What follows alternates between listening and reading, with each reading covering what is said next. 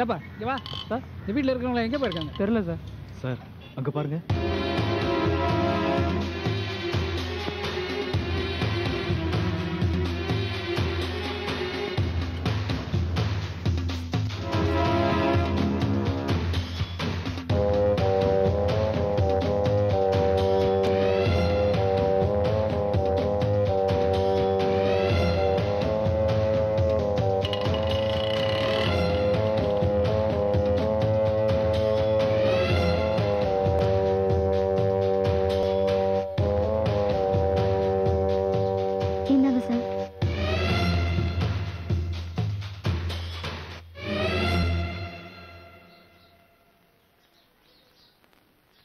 நைட்டே கொடுத்து அனுப்பியிருப்பேன் சார்.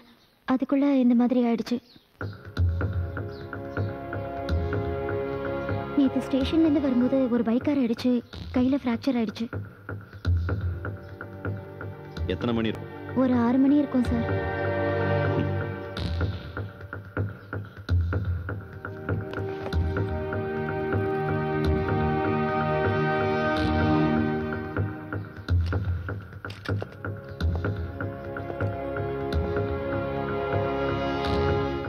போய் சொல்றீங்க.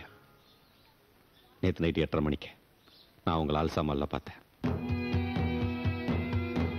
யாரு கூடய செல்போன்ல அட்டை அடிச்சுக்கிட்டு லிப்டுக்குள்ள போனீங்க. சொல்லுங்க, என்ன நடந்துச்சு? உங்களுக்கு இந்த கொலையில சம்மந்தம் இருக்கு? நானே என் புருஷனை கொண்டுட்டேங்கிறீங்களா? தயவு செஞ்சு போயிடுங்க, மரியாதை கெட்டுடும். ஹலோ, என்ன இன்ஸ்பெக்டர் எடுத்து பேசுறீங்க? என்ன இன்ஸ்பெக்டர்னா எது வேணாலும் பேசலாமா? கொலைகாரனை கண்டுபிடிக்கிறதுக்கு துப்பு இல்ல, வந்து என்ன மிரட்டிட்டு இருக்கீங்க?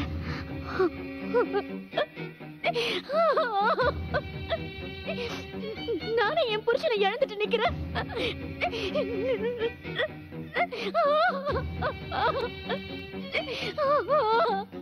வாங்க என் கூட பாலாஜி ஹாஸ்பிட்டலுக்கு. நேத்து நான் எத்தனை மணிக்கு போனேன், கட்டு போட்டேன், வந்து நீங்களே விசாரிங்க எல்லாத்தையும். வாங்க சார். இல்ல வேண்டாம், உங்களை மாதிரியே வேற யாரையோ பார்த்துட்டு நான் கன்ஃபியூஸ் ஆயிட்டேன்னு நினைக்கிறேன். அதான்.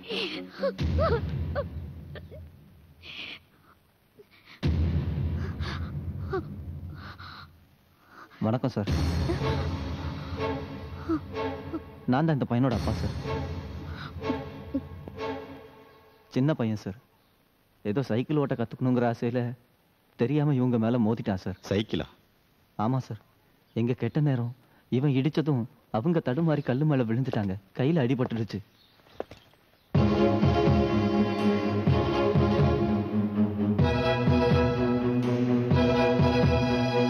இது எப்ப நடந்தது? இன்னைக்கு காத்தால 7 மணிக்கு சார். இன்னைக்கு காலையிலயா? ஆமா சார்.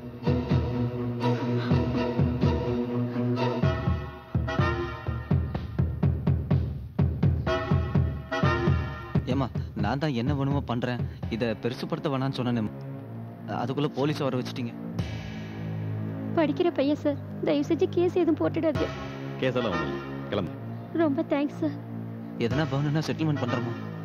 அதெல்லாம் ஒண்ணு வேண்டாம், போங்க. ரொம்ப தேங்க்ஸ் சார். வரோம் சார்.